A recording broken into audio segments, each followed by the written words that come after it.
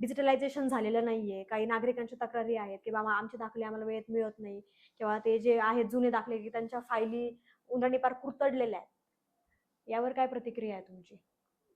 सर्वसाधारणपणे जून 16-15च्या आसपास हे आपल्या सर्व शाळा कॉलेजेस ओपन होतात. त्यावेळी ॲडमिशनसाठी मोठ्या प्रमाणात दाखल्याची आवश्यकता असते.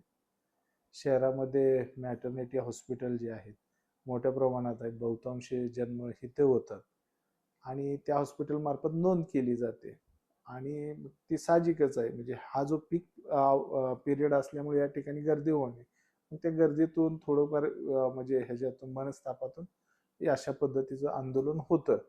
परंतु यावरती आपण उपाययोजना करण्यासाठी आपण काय केलेलं आहे की माळीवाडा जो आपलं प्रभाग समितीचं कार्यालय 2 होतं किंवा तिथला सेतू होता आपला किंवा सिटीजन फॅसिलिटी सेंटर ज्याला म्हणतो, त्या ठिकाणी आपलं पूर्वी दाखले दिले जायचे फक्त. पण आता आपण शहरामध्ये साविडीला देतो.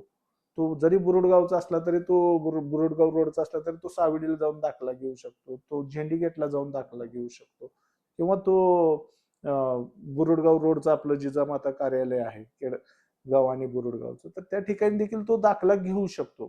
तर लोक काय होतं की तिथं पूर्वीपासूनची सवय असलेले लोक तिथं गर्दी करतात. लोकांना आम्ही सांगतो तुम्ही ह्या 3 ठिकाणी सुद्धा तुम्ही शहरात कुठं जरी असलं तरी तुम्हाला दाखले मिळते.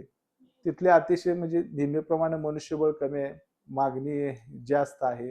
काही जुनं रेकॉर्ड आहे, तुम्ही म्हणताय तसं खराब झालेलं आहे, त्याचं स्कॅनिंगचं काम चालू आहे आमचं. ते स्कॅनिंग करून डिजिटायझेशन करू आणि ते ऑनलाईन केल्यानंतर मग आपल्याला काही आपल्याला सुद्धा घर बसल्या सुद्धा दाखला मिळू शकतो. घर बसल्या दाखला देण्यासाठी सुद्धा आमचा आता प्रयत्न चालू आहे. आम्ही एक महापालिकेचं व्हॉट्सअप चॅनल तयार करतोय. ते व्हॉट्सअप चॅनल हे आमचं इंटरॅक्टिव्ह असेल आणि त्या माध्यमातून तुम्हाला इथून पुढे आम्ही घर बसल्या दाखला देण्यासाठी प्रयत्न करत आहोत. त्यामुळे महापालिकेकडे येण्याची सुद्धा आवश्यकता नाही.